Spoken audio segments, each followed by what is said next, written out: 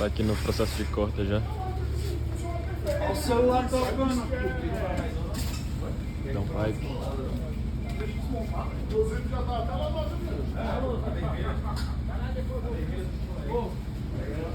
Tirar o abafador traseiro.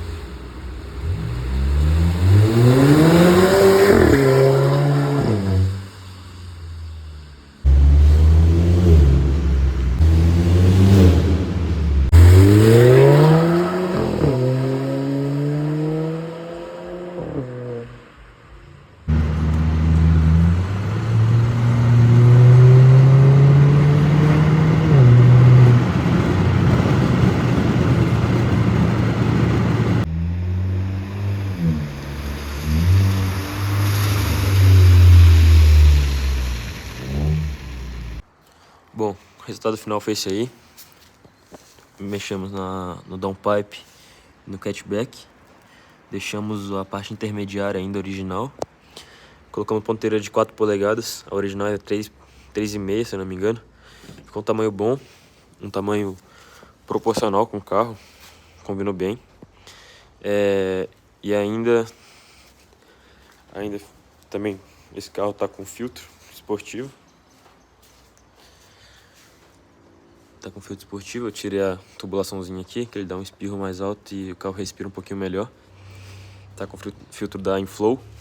Eu já fiz outras modificações nesse carro também. Eu troquei a luz original aqui do projetor com uma luz branca mais potente. Troquei o LEDzinho aqui, só que ele acabou já enfraquecendo. Vou trocar de novo. Troquei as lâmpadas aqui internas, coloquei LED e a luz de placa em LED. Quis fazer esse vídeo aí para dar para quem tem dúvidas, né? Porque eu tinha muitas dúvidas sobre o Volvo aqui no Brasil, que tem pouco conteúdo. Então ele ficou com aproximadamente 300 cavalos, acho que um pouco mais. Tá com remap, filtro, downpipe e o catchback. Ficou top, o barulho ficou bom. Dá um pouquinho de ressonância, mas nada demais. Ficou um carro ainda assim confortável pro dia a dia. É um carro de uso diário. Ficou top demais aí o serviço. Os valores, o downpipe foi 1.200, se eu não me engano. Remap foi 2.500. O filtro foi 300, eu acho, se eu não me engano. Catchback 1.200. Esses são os valores. Então é isso aí, espero ajudar aí quem tem dúvida a tirar um pouquinho das dúvidas sobre esse carro. Valeu, rapaziada.